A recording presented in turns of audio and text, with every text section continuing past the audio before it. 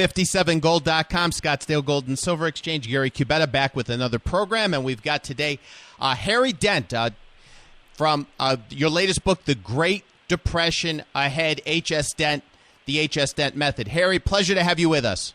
Oh, nice to be here, Gary. Thank you so much. Harry, I've seen you on Glenn Beck. I've seen you on a lot of the national shows. Your book's very well reviewed. Give me a background of what you do and how you got into it. Well, I got into this not as an economist. I studied that some in college, but didn't feel like it was leading anywhere. I was a business consultant after Harvard Business School and consulting to Fortune 100 companies, and then I started doing the same type of strategic consulting to smaller companies and new ventures who were capitalizing on the young new baby boomers back in the early 80s. So I just naturally started studying the baby boomers and demographics and technology cycles. And next thing I knew, I kind of came up by the late 80s with a whole new theory of economics that generations go up predictable spending cycles, and then, of course, they slow into retirement.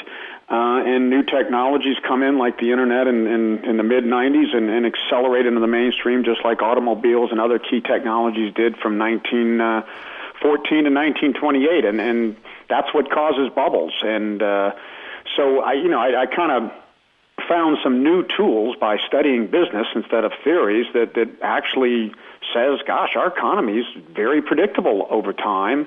Even back in the late 80s, we said, the baby boomers are going to peak in their spending between late 2007 and early 2010, and we're going to see a long, extended downturn, just like we see every 39 to 40 years. We saw this from 1969 to 82 and 1930 to 42.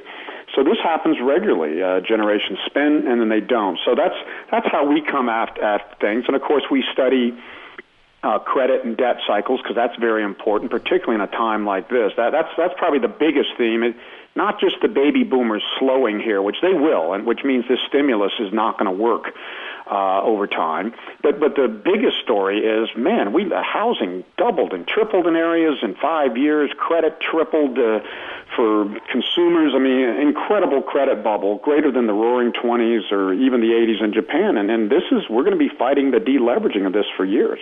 Harry, did it surprise you how the bubble that was created in real estate, that seemed to come out of nowhere? In 2003, Alan Greenspan loosened up the credit with the Fed. Was that a surprise to you at the time, or did you see that coming? No, we knew that the baby boomers would be peaking in their house buying there ahead of the overall economy. So we knew that was coming. But yes, the extent of the bubble and 1% short-term interest rates and all these crazy loans, subprime,